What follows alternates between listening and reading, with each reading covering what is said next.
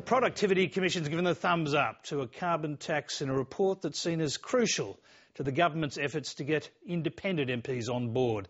But despite the positive news, there's some soul-searching in Labor tonight, with the party elder warning his colleagues Labor's facing a crisis and drifting from its traditional values. Political correspondent Tom Eagleton reports from Canberra. So, in we go. Tony Abbott's revolt against the carbon tax is going underground. It's quite chilly, isn't it?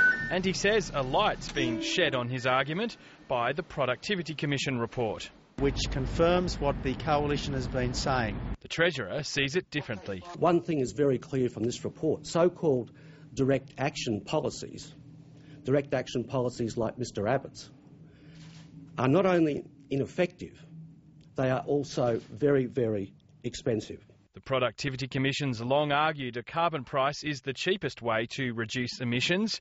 Its report today looked at 7 other countries' efforts in that area, a mix of carbon trading markets up and running in Europe, planned in some parts of the US and China, and put on the back burner in Japan and South Korea.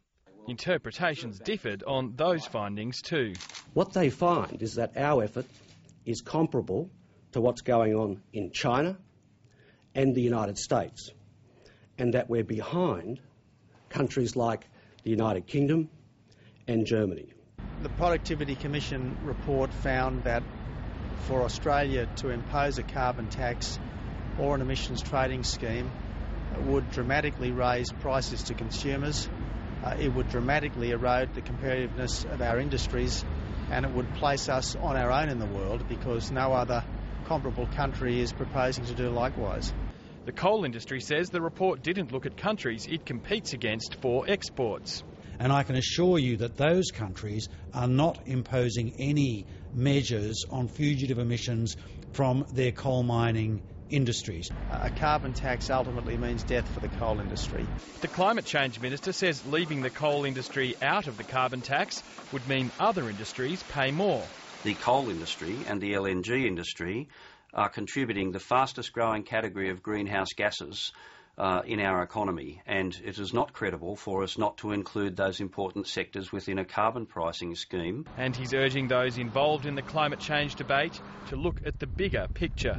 Australia's got a lot to lose if we don't tackle climate change. We're talking about intergenerational equity here, and it's why I think that Labor should be proud of what it's endeavouring to achieve. But the carbon tax aside, the Labor Party took a savaging tonight from one of its own, who's accusing it of being run by those who see stifling public debate among members as a victory.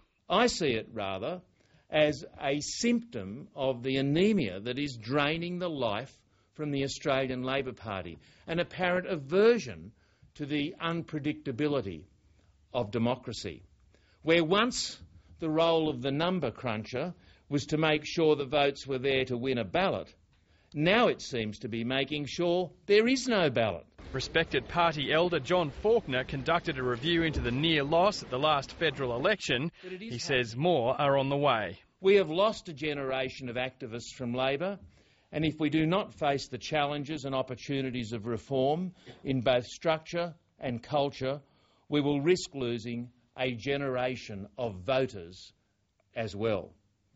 The party has now become so reliant on focus groups that it listens more to those who don't belong to it than to those who do. And he's making a direct plea to the party's federal power brokers.